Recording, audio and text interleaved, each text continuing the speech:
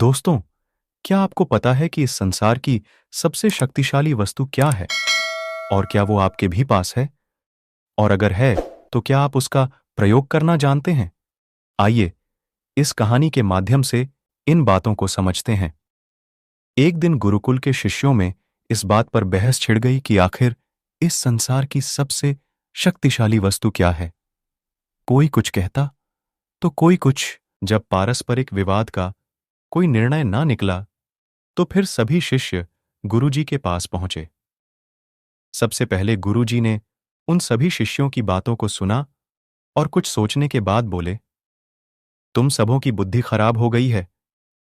क्या ये अनाप शनाप निरर्थक प्रश्न कर रहे हो? इतना कहकर वे वहां से चले गए। हमेशा शांत स्वभाव रहने वाले गुरुजी से ने किसी ने इस प्रतिक्रिया की उम्मीद नहीं की थी।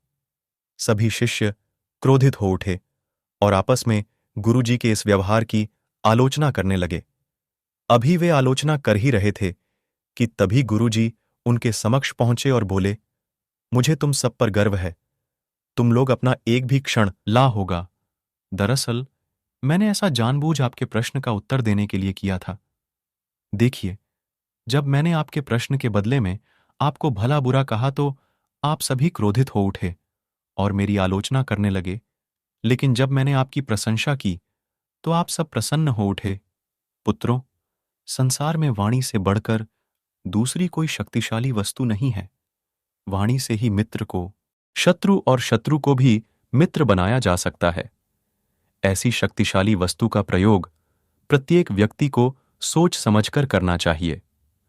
वाणी का माधुर्य लोगों को अपनी ओर आकर्षित कर लेता है। गुरुजी की बातें सुनकर शिष्यगण संतुष्ट होकर लौट आए और उस दिन से मीठा बोलने का अभ्यास करने लगे। ना हम ठीक से अपना मैसेज कन्वे कर पाते हैं और ना ही दूसरों के हृदय में अपने लिए कोई जगह बना पाते हैं। अतः हमें हमेशा सही शब्दों और सही लहजे का चुनाव करना चाहिए। कहानी की नीति, साथियों, हमारी बोली या हमारी वाणी बेहद शक्तिशाली होती है। जरूरत है इसका सही प्रयोग करने की। यदि हम अपनी बोली अच्छी रखते हैं और अपनी बात बिना औरों को ठेस पहुंचाए हुए कहते हैं, तो ये हमारे व्यक्तित्व को संवारता है और हमें लोगों के बीच लोकप्रिय बनाता है। वहीं अगर हम नॉर्मल बात भी डिसरिस्पेक्ट या क्रोध के साथ कहते हैं, तो